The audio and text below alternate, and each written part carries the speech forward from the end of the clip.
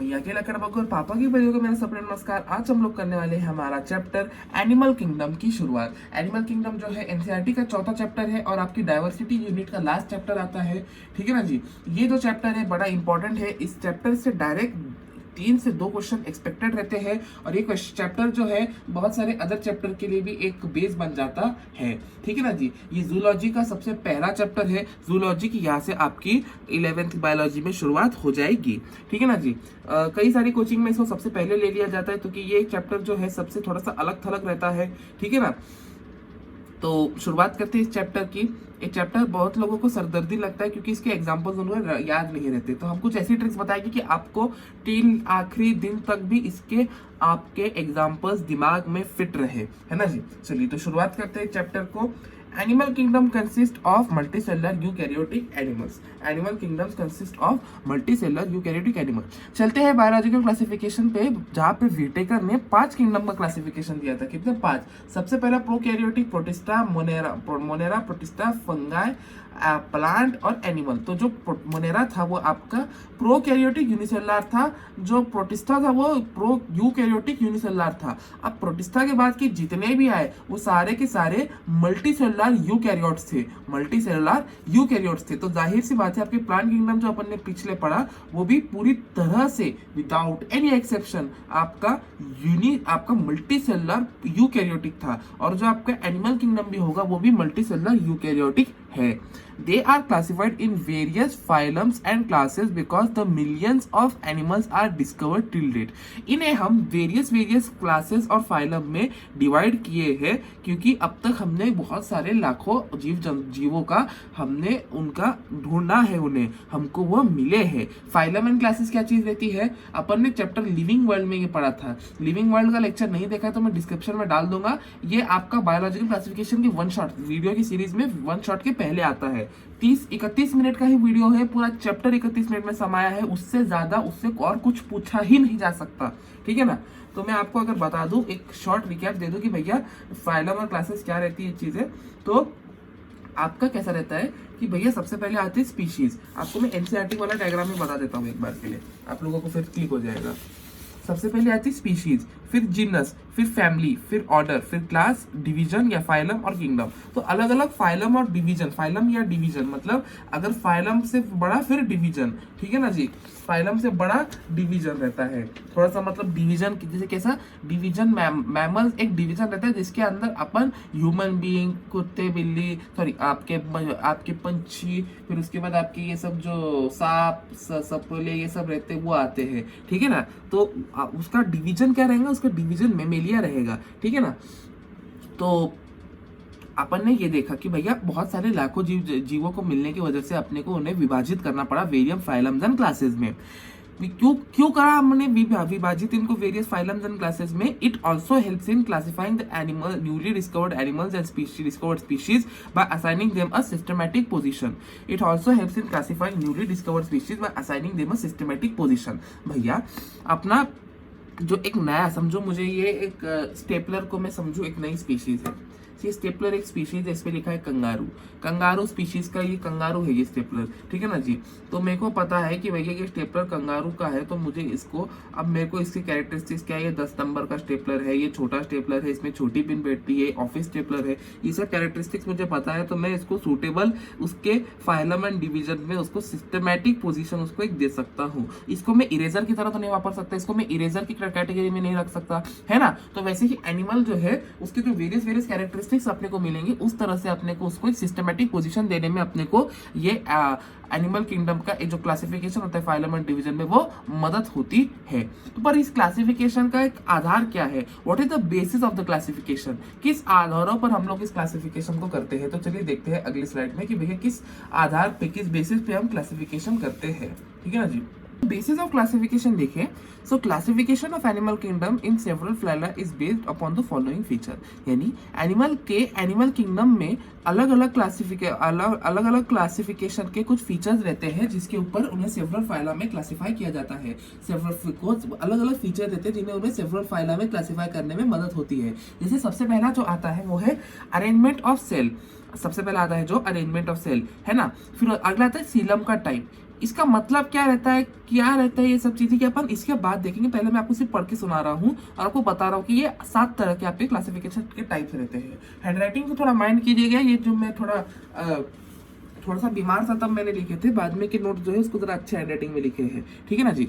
ये जो उसका से सेकंड होता है सीलम के टाइप। द थर्ड रहता है वो रहता है features of circulatory and digestive या रिप्रोडक्टिव सिस्टम। इसको अपन ने एक ही कंबाइन कर दिया, सर्कुलेटरी, डाइजेस्टिव और रिप्रोडक्टिव सिस्टम के फीचर्स को। नोटोकॉर्ड का प्रेजेंस रहना, नोटोकॉर्ड का प्रेजेंस या एब्सेंस रहना, ठीक है ना। पांचवा है एम्ब्रियोनिक लेयर्स के बारे में, छठा है बॉडी की स्ट्रक्चर के बारे में, और सातवां है उसके सेगमेंटेशन के बारे में। ये रहते हैं मेन क्लासिफिकेशन जो अपन एनसीईआरटी में देखते हैं। इसके अलावा भी बहुत सारे रहते हैं, लेकिन अपन इस 7 पे ज्यादा करके फोकस करेंगे, ठीक है ना जी। चलिए तो फिर शुरुआत करते हैं बेसिस ऑफ क्लासिफिकेशन के बारे में पढ़ते हुए। बेसिस ऑफ क्लासिफिकेशन पढ़ाने से पहले मैं आपको एक पॉइंट बताना चाहता हूँ कि हम लोग एनिमल किंगडम को एनिमल किंगडम में ही क्यों रखते हैं। कि भैया एनिमल किंगडम के जो भी हमने को मिलते हैं, समझो अगर मुझे एक सांप मिला, कीड़ा मिला, टिड्डी मिली, चींटी मिली, हाथी मिला, मैं उन्हें एनिमल किंगडम में क्यों रखता हूँ, मैं उनको प्लांट किंगडम में क्यों नहीं रखता हूँ, मैं उनको फंगाई आपके कह लो आप प्रोटिस्टा मोनेरा में क्यों नहीं रखता हूँ। यह एक प्रश्न पूछा गया था एक बार हमारे कोचिंग क्लास में। तो इसका हमने जब सबने एक डिस्कशन किया और इसका जो क्वेश्चन का आंसर निकला, इसके 2 पॉइंट निकले कि ये जो होते हैं कि इनमें एब्सेंस ऑफ सेल वॉल रहती है, ये जो होते हैं इनमें एब्सेंस ऑफ सेल वॉल रहती है। प्लांट किंगडम में कैसे रहता है, प्लांट किंगडम में आपके प्रेजेंस ऑफ सेल वॉल रहती है, इसलिए अपन प्लांट किंगडम का सबसे मेन क्लासिफिकेशन यही था कि भाई प्लांट किंगडम बनाने का कि प्रेजेंस ऑफ सेल वॉल रहना, और दूसरा ये था कि भैया वो ऑटोट्रॉफिक रहते हैं। वैसे ही एनिमल्स अपने को जो मिले थे वो हेटेरोट्रॉफिक थे, यानी वो खुद का खाना खुद से बना नहीं सकते हैं, वो एनर्जी खुद की बना नहीं सकते हैं, उनको प्लांट पे से उनको डायरेक्टली या इनडायरेक्टली किसी और एनिमल को खा के उन्हें एनर्जी डिराइव करनी पड़ती है।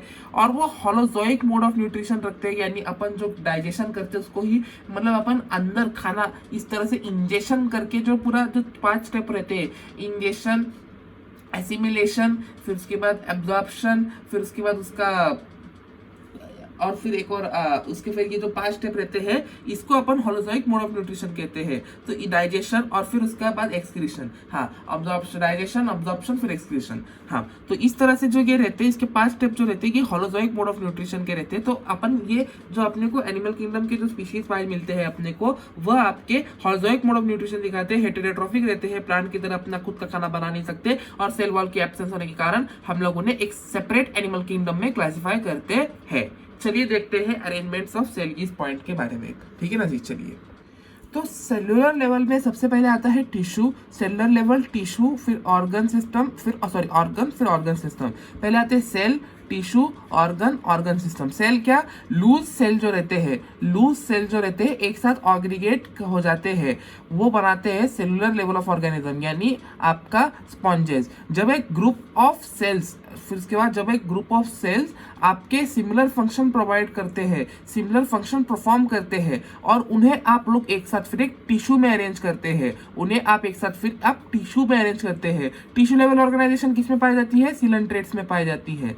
फिर उसके बाद जब एक डिफरेंट फंक्शंस परफॉर्म करने वाले टिश्यूज जब एक साथ आते हैं, group of tissues which perform similar function, उन्हें आप क्या कहते हैं, group of tissues which perform similar function. जब टिश्यूज जो सिमिलर फंक्शन परफॉर्म करते हैं उनको एक साथ लाया जाता है तो वो क्या बनाते हैं, ऑर्गन बनाते हैं। ये कहाँ देखा गया था, प्लेटीहेल्मिन्थेस में देखा गया था, ये अपने प्लेटीहेल्मिन्थेस में देखा गया था। जब एक ग्रुप ऑफ ऑर्गन एक साथ एक सिमिलर फंक्शन परफॉर्म करे तो उसे क्या कहते हैं, ऑर्गन सिस्टम। सबसे पहले क्या देखा था, अपने मैमल्स और पाइसेस में देखा गया था, ये होता है ऑर्गन सिस्टम। तो ये होता है अरेंजमेंट ऑफ सेल्स के बारे में। अपन अब सर्कुलेटरी सिस्टम को देखते हैं। सर्कुलेटरी सिस्टम जो रहता है या तो वो ओपन रह सकता है या तो वो क्लोज रह सकता है। ओपन सर्कुलेटरी सिस्टम में क्या होता है कि जब ब्लड जो होता है pumped by heart and the cells and tissues are bathed in it. The blood which is pumped by our heart, the cells and tissues are bathed in it. मतलब कहने का अर्थ ये है कि भैया ये कोई आपका पानी जो होता है, समझ लीजिए कि पानी मेरा ये पंप है, हार्ट अपना एक पंप का काम करता है, तो ये जो पंप है ये हैंड पंप की तरह रहता है। पानी इसमें से डायरेक्टली निकलता है, उसकी जो वो ये जो सुरती रहती है उसको ऐसे नीचे ऊपर नीचे करने के बाद डायरेक्टली पानी निकल जाता है। इसको ओपन सर्कुलेटरी सिस्टम कहते हैं। कोई पाइपलाइन या कोई सप्लाई लाइन से, चेन से ये निकलता नहीं है, ये डायरेक्टली आपके हैंडपंप में से अपने को हंडों में भर के घर ले जाना पड़ता है। लेकिन क्लोज सर्कुलेटरी सिस्टम किस तरह से रहता है, क्लोज सर्कुलेटरी सिस्टम कुछ इस तरह से रहता है कि भैया ये blood is pump from the heart and transported by veins and capillaries and arteries. Veins, capillaries और आर्टरीज द्वारा ब्लड बॉडी में डिफरेंट जगहों पर ट्रांसपोर्ट किया जाता है। तो क्लोज सर्कुलेटरी सिस्टम भी कुछ इस तरह से रहता है, जैसे कि आपके पानी जो है म्युनिसिपल कॉर्पोरेशन से आपको डायरेक्टली आपके नलों में आता है वाया आपके जो पाइप जो कनेक्टेड है आपके, समझ लीजिए आपका ये घर है, ये घर है, घर के अंदर आपका ये नलका है, आपका ये नलका है। तो ये नल जो होगा बाहर पाइपलाइन जो रहेगी आपकी, वो सब पाइपलाइन जो रहेगी आपके बाहर एक हाउस या टैंकर से कनेक्टेड रहेगी। म्युनिसिपल कॉर्पोरेशन जो रहेगा पानी यहाँ से छोड़ेगा, ये टैंकर भरेगा। टैंकर जब आपका टैंकर या हाउस जिसको बोलते हैं हम लोग वो भर जाएगा, तो वो जब भर जाएगा तो ये आपके पाइप में से पानी आपके ये नल में आ जाएगा।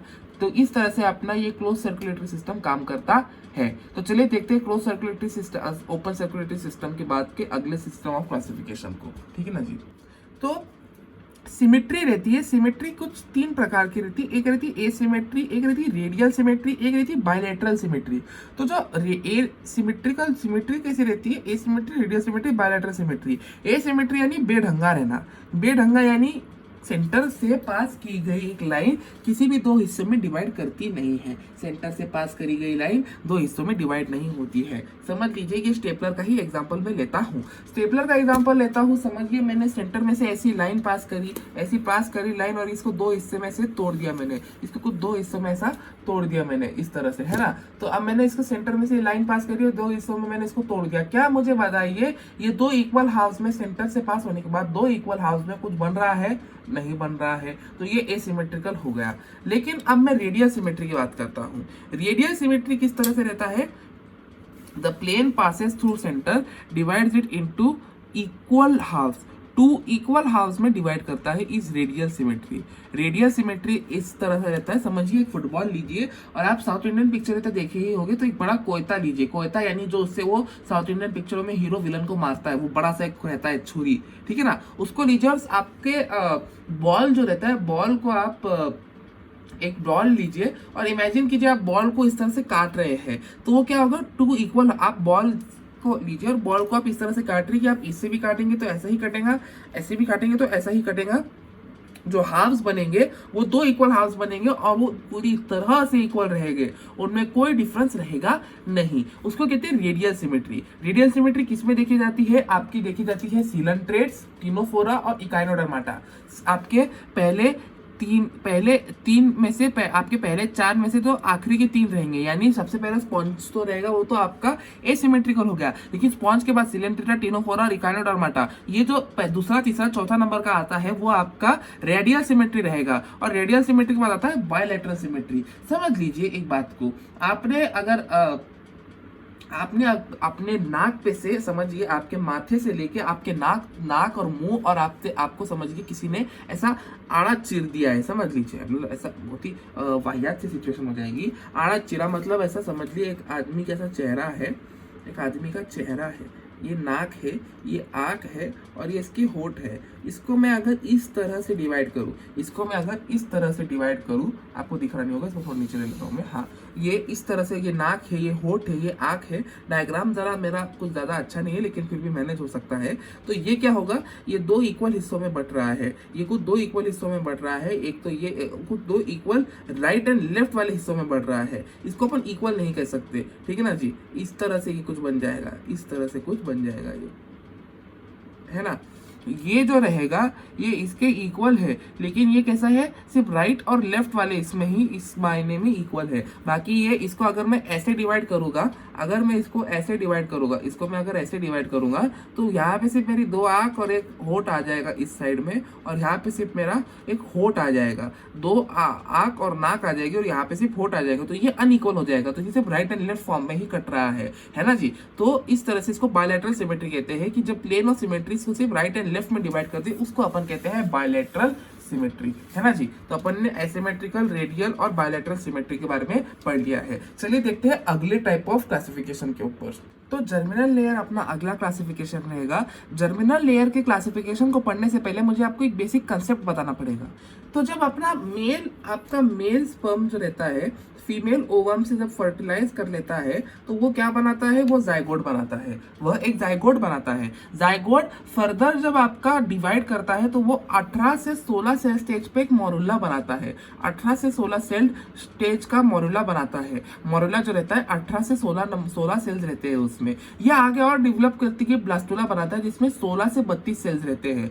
इसका इनर सेल मास जो रहता है, इसके अंदर का जो इनर अंदरूनी सेल मास जो रहता है, इसका क्या करता है, अंदरूनी सेल मास जो होता है ट्रोपोब्लास्ट रहता है। और ये आपका ये जो रहता है ये आपका ट्रोपोब्लास्ट रहता है। और फिर ये आगे और डेवलप करके जो बाहरी वो बनाता है इसको एक्टोडर्म बना लेता है। बाहरी लेयर को वो एक्टोडर्म बनाता है। एक्टो शब्द से आप देख सकते हैं कि एक्टो यानी आउटर, तो वो बाहरी इसको एक्टोडर्म बना लेता है। तो जर्मिनल लेयर क्या चीज रहती है, हमारी बॉडी ब्लास्टुला स्टेज में जो इनर सेल मास से जो आपका सेल मास से जो लेयर बनाती है उसे जर्मिनल लेयर का नाम दिया जाता है। हमारी बॉडी जो ब्लास्टुला स्टेज में इनर सेल मास से जो लेयर बनाती है उसे हम जर्मिनल लेयर को हम आपके क्या कहते हैं, उसको हम जर्मिनल लेयर कहते हैं। इनर सेल मास से जो उसने ब्लास्टुला स्टेज में जो उसने से वो लेयर्स बनाए उसको हम जर्मिनल लेयर कहते हैं। वो लेयर के 3 प्रकार रहते हैं, लेयर के 3 नहीं 2 प्रकार रहते हैं। ध्यान दीजिए, लेक्चर में 2 प्रकार ही रहते हैं। तीसरा प्रकार जो रहता है वो मीजोग्लिया का रहता है, वो आपको मैं बताऊंगा। तो 2 प्रकार कैसे रहते हैं, डिप्लोब्लास्टिक और ट्रिप्लोब्लास्टिक। तो डिप्लोब्लास्टिक यानी animal whose cells are arranged in 2 embryonic layers with exoderm और एक्टोडर्म, एक्सोडर्म एंड एक्टोडर्म। यानी समझिए इस बात को, जो कैसा रहेगा कि जो आपका सबसे बाहर का रहेगा एक्टोडर्म से भी बाहर का वो रहेगा एक्सोडर्म, और जो एक्सोडर्म के थोड़ा अंदर का रहेगा वो रहेगा आपका एक्टोडर्म, वो रहेगा आपका एक्टोडर्म। ठीक है ना जी। तो एनिमल जिनके एम्ब्रियोनिक इसमें से एम्ब्रियोनिक जो इनके इनर सेल मास ने सिर्फ 2 लेयर बनाई है, एक है एक्सोडर्म और एंडोडर्म, उसको कहते हैं अपन डिप्लोब्लास्टिक, उसको कहते हैं अपन diploblastic. Example coelenterates and ctenophora, उसको कहते हैं सीलेंट्रेट्स एंड टिनोफोरा। क्या कहते हैं इसको, सीलेंट्रेट्स एंड टिनोफोरा। फिर उसके बाद आता है ट्रिप्लोब्लास्टिक। ट्रिप्लोब्लास्टिक क्या रहता है, आपके एनिमल जिनके सेल्स जो होते हैं 3 एम्ब्रियोनिक लेयर्स में अरेंज रहते हैं। एनिमल जिनके सेल्स 3 एम्ब्रियोनिक लेयर्स में अरेंज रहते हैं, यानी एक्सोडर्म, एक्टोडर्म और सबसे अंदरूनी मीजोडर्म, उसको अपन ट्रिप्लोब्लास्टिक कहते हैं उन एनिमल्स को। एग्जांपल क्या रहेगा, जो आपके सीलेंट्रेट्स और टिनोफोरा जो थे वो आपके डिप्लोब्लास्टिक थे, उनको छोड़ के, यानी सीलेंट्रेट टिनोफोरा के बाद क्या आते हैं आपके इकाइनोडर्माटास, प्लेटीहेल्मिन्थिस, आस्कहेल्मिन्थिस, ये सारे आपके ट्रिप्लोब्लास्टिक रहेंगे। अच्छा, ये क्या रहता है, जब आपका एक ये डिप्लोब्लास्टिक रहता है तो डिप्लोब्लास्टिक में क्या रहता है कि भैया डिप्लोब्लास्टिक में आपका जब उसके बीच में जो थोड़ी सी एक जगह रहती है, एक्टोडर्म और एंडोडर्म के बीच में की थोड़ी सी जगह रहती है, समझ लीजिए मेरी बात को। ये अगर समझ लीजिए ये आपका ये एक्टोडर्म बन रहा है और आपका ये ऐसा एक्सोडर्म बन रहा है। तो ये जो बीच की ऐसी थोड़ी सी जगह रहेगी, इस बीच की थोड़ी सी जगह में क्या रहेगा, आपका पाउच लाइक स्ट्रक्चर रहेगा जिसको आप मीजोग्लिया कहेंगे। इसको अनडिफरेंशिएटेड लेयर रहती है, ये मीजोग्लिया रहती है, पैचेज में रहती है। ठीक है ना जी, ठीक है ना। तो ये पैचेज में रहती है, तो ये पैचेज में रहती है मीजोग्लिया। तो ये आपका किसके बीच में रहता है, एक्टोडर्म और एक्सोडर्म के बीच में। एक्टोडर्म का थोड़ा अंदर आता है, एक्सोडर्म सबसे बाहर आता है। ये किसमें देखा जाता है, डिप्लोब्लास्टिक में देखा जाता है। ट्रिप्लोब्लास्टिक में मीजोग्लिया नहीं रहेगा क्योंकि वहां पे मीजोडर्म आ चुका है। अब आपको ये आशा करता हूँ क्लियर हो चुका होगा। क्या देखा अपन ने कि भैया आपके 16 से 32वें ब्लास्टुला स्टेज में जो इनर सेल मास रहता है वो कुछ सेल्स की लेयर बना लेता है जिसको अपन जर्मिनल लेयर कहते हैं। तो डिप्लोब्लास्टिक लेयर वो होती है जिसके जो आपके एम्ब्रियोनिक लेयर में 2 लेयर रहते हैं, एक्टोडर्म और एक्सोडर्म, और आपके ट्रिप्लोब्लास्टिक लेयर वो जिसमें 3 लेयर रहते हैं, एक्सोडर्म, एक्टोडर्म और मीजोडर्म। ठीक है ना जी, ये होते हैं जर्मिनल लेयर के बारे में। अब बात करते हैं अपन सीलम के बारे में। ठीक है ना जी, चलिए आगे बढ़ते हैं, सीलम के बारे में देखते हैं। चलिए देखते हैं सीलम के बारे में। सीलम क्या रहता है, body cavity lined by mesoderm. अब अपन ने मीजोडर्म देखा था कि मीजोडर्म जो था वो ट्रिप्लोब्लास्टिक में पाई जाने वाली कैरेक्टरिस्टिक्स थी। तो जाहिर सी बात है जो सीलम वाला कैरेक्टरिस्टिक रहता है, भले ही वो एसिलोमेट, सुलोसिलोमेट या सिलोमेट रहा, वो आपके ट्रिप्लोब्लास्टिक में ही मिलेंगे। डिप्लोब्लास्टिक तो हम खास आपका आपका जो रहेगा एसिलोमेट जो रहेंगे वो हम खास आपके डिप्लोब्लास्टिक ही रहेंगे। डिप्लोब्लास्टिक हमेशा ही आपके एसिलोमेट रहेंगे, क्योंकि उसमें जब सीलम रहेगा ही नहीं तो मेसोडर्म कहाँ से आएगा, है ना जी। तो क्या रहता है coelom, coelom is the body cavity which is lined by mesoderm. Coelom is the body cavity which is lined by mesoderm, यानी that is known as coelom, body cavity which is lined by mesoderm। यानी एक body cavity इस तरह से रहती है जिसके अंदर से इनका खाना जाता है, उसको अगर आपका मेसोडर्म को लाइन करते हैं तो उसको कहते हैं सीलम, ठीक है ना जी। उसको अगर आपका उस बॉडी कैविटी को अगर आपका मेसोडर्म आपको लाइन कर रहा है तो उसको कहते हैं आप सीलम। तो अब क्या होता है, body cavity which is line by mesoderm is known as coelom. Acoelomate यानी जिस बॉडी कैविटी में सीलम नहीं रहता, अगर सीलम नहीं रहेगा तो उसमें मेसोडर्म भी एब्सेंट रहेगा, उसमें मेसोडर्म भी एब्सेंट रहेगा, उसको कहते हैं एसिलोमेट। किसमें पाया जाता है, example Porifera, Coelenterata, Ctenophora, Platyhelminthes। Porifera, Ctenophora, Coelenterata, Platyhelminthes। Porifera, Ctenophora, Coelenterata और Platyhelminthes। सूडोसिलोमेट की बात करूं मैं, अगर मैं सूडोसिलोमेट की बात करूं तो मेसोडर्मल लेयर जो होते हैं पाउचेज में स्कैटर्ड रहते हैं। कहाँ स्कैटर्ड रहते हैं, पाउचेज में स्कैटर्ड रहते हैं। ये सूडोसिलोमेट जो रहते हैं, मेसोडर्मल लेयर रहती है वो scattered in the pouches, it is scattered in the pouches between ectoderm and endoderm. Ectoderm और एंडोडर्म में पाउचेज के फॉर्म में वो स्कैटर्ड रहते हैं मेसोडर्मल लेयर, वो उसको कहते हैं pseudocoelomate. Example aschelminthes, example aschelminthes. और सिलोमेट कौन रहते हैं, कैविटी, जिन्हों आपके कैविटी यानी जो कैविटी आपके मेसोडर्मल लेयर द्वारा लाइन की गई है उसको आप सिलोमेट कहते हैं। यानी एस्केहेलमिंथिस के बाद के जो भी आते हैं एनालिड, ऑर्थोपोडा से आगे आपके मैमल्स यानी ह्यूमंस तक वो सारे सिलोमेट रहते हैं, वह सारे सिलोमेट रहते हैं। इसको कैसे याद रखना कि भाई सूडो सिलोमेट यानी सूडो यानी हमेशा, सूडो यानी आपका झूठा, सूडो यानी झूठा, और एस्केहेलमिंथिस से एस याद रखना यानी असत्य, असत्य यानी झूठ का एक अलग ही एक ही शब्द रहता है ना, असत्य यानी झूठ। तो असत्य से याद रखना एस्केहेलमिंथिस और झूठे से याद रखना सूडोसिलोमेट। और बाकी एस्केहेलमिंथिस के पहले जितने भी रहेंगे पोरिफेरा, टिनोफोरा, सिलेंट्रेटा और प्लेटिहेलमिंथिस और इकाइनोडर्माटा, ये आपके एसिलोमेट में आ जाएंगे। और सिलोमेट में कौन से आएंगे, एनालिड, ऑर्थोपोड के बाद के सभी, है ना जी। तो ये हो गया अपन ने सीलोम वाला पार्ट देख लिए। चलिए देखते हैं अगले क्लासिफिकेशन को देखते हैं। सेगमेंटेशन रहता है, सेगमेंटेशन के बारे में देखते हैं, बड़ा ही छोटा सा पॉइंट है।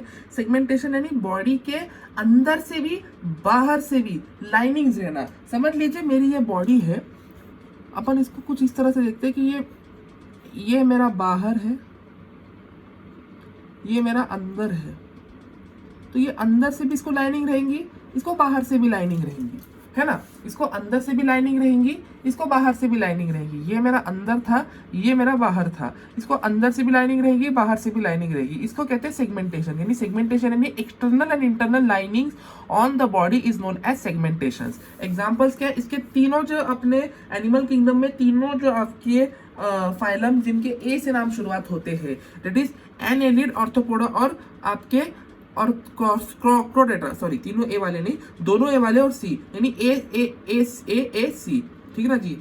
अपना CAA याद रख सकते हैं। CAA बहुत ही फेमस एक्ट है, ये गवर्नमेंट ऑफ इंडिया द्वारा पास किया गया है ना जी। तो CAA ऐसे याद रख सकते हैं आप। सेगमेंटेशन यानी इंटरनल और एक्सटर्नल लाइनिंग, एक्सटर्नल मिनिस्ट्री के द्वारा पास किया गया था, एक्सटर्नल मिनिस्ट्री से रिलेटेड, और इंटरनल मिनिस्ट्री यानी होम मिनिस्ट्री से रिलेटेड एक्ट था CAA, ऐसा याद रख सकते हैं आप। तो आपका CAA यानी आपका क्रोड्रेट्स, एनालिडा और ऑर्थोपोडा, ये होता है सेगमेंटेशन का एग्जाम्पल। डाइजेशन का देखते हैं, डाइजेशन क्या कहता है। डाइजेशन में दो अपने डिफरेंशिएटिंग पॉइंट रहते हैं, एक रहते हैं दो टाइप के डाइजेशन रहते हैं, एक रहता है एक्स्ट्रा सेलुलर और एक रहता है इंट्रा सेलुलर।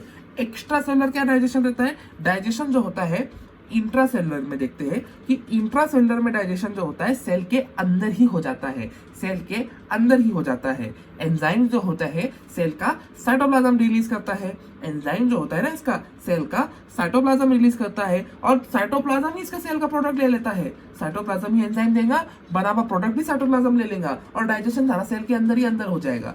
तो ये होता है यूनिसेलुलर के अंदर ही होता है। ये गरीबों की शादी रहती है। मैं किसी को भला बुरा नहीं कह रहा हूँ, लेकिन गरीब लोग क्या करते हैं, उन्हीं के खेतों में शादी कर लेते हैं, ठीक है ना जी। वही खेत में ही शादी करते हैं, कोई हॉल वॉल बुक नहीं करते वो, ठीक है ना जी। लेकिन जो आपके एक्स्ट्रा सेलुलर लोग रहते हैं, एक्स्ट्रा सेलुलर लोग क्या करते हैं, उसके एलिमेंट्री कैनाल की कैविटी में उसका डाइजेशन होता है। एलिमेंट्री कैनाल की कैविटी में डाइजेशन होता है, सेल के अंदर कोई डाइजेशन नहीं होता। एलिमेंट्री कैनाल की कैविटी कैसे नॉन सेलुलर चीज है, कैविटी यानी एक हॉलो चीज है वो, उसके अंदर डाइजेशन होगा। उसके जो एंजाइम्स रहेंगे वो खास सेल सीक्रेट करेंगे, वो खुद उसके एलिमेंट्री कैनाल के सेल से सीक्रेट करेंगे। एक खास सेल जैसे गॉबलेट सेल हो गया, आपका स्प्लीन हो गया लिवर का, ये लोग सीक्रेट करेंगे आपका, ठीक है ना। फिर उसके बाद इसका जो डाइजेशन प्रोडक्ट, डाइजेस्टेड प्रोडक्ट रहेंगे, वो अलग अलग जगहों पर बॉडी में पहुंचा दिए जाएंगे। डाइजेस्टेड प्रोडक्ट को बॉडी में अलग अलग जगहों पर पहुंचा दिए जाएंगे। सेल का साइटोप्लाज्म बिल्कुल भी इन्हें डायरेक्टली ऑब्जॉर्व कर ही नहीं सकता। ये होता है एक्स्ट्रा सेलुलर डाइजेशन। किसमें पाया जाता है, मोस्टली मल्टी सेलुलर में पाया जाता है। ये कैसा, ये अमीरों की शादी रहती है। हर चीज के लिए इनके पास अलग अलग टेंडर निकलता है। केटरिंग का काम अलग कोई देखेगा, हॉल का काम कोई अलग देखेगा, म्यूजिक सिस्टम का काम कोई अलग दिखेगा, डेकोरेशन का काम कोई अलग दिखेगा, ठीक है ना जी। ये होता है एक्स्ट्रा सेलुलर। तो डाइजेशन के अपन एग्जांपल्स देखते हैं। इंट्रा सेलुलर डाइजेशन का एग्जांपल सिर्फ और सिर्फ आपका यूनिसेलुलर जो आपका फाइलम है वो है आपका पोरीफेरा में पाया जाता है intra cellular digestion. Both intracellular extra cellular digestion किन में पाया जाता है, सिलेंट्रेटा, टिनोफोरा, प्लेटीहेल्मिन्थिस में, सिलेंट्रेटा, टिनोफोरा, प्लेटीहेल्मिन्थिस में। और एस्केल्मिन्थिस से लेके आपके ह्यूमंस तक आपका एक्स्ट्रा सेलुलर डाइजेशन पाया जाता है, आपका एक्स्ट्रा सेलुलर डाइजेशन पाया जाता है। चलिए आगे बढ़ते हैं अगले क्लासिफिकेशन की तरफ।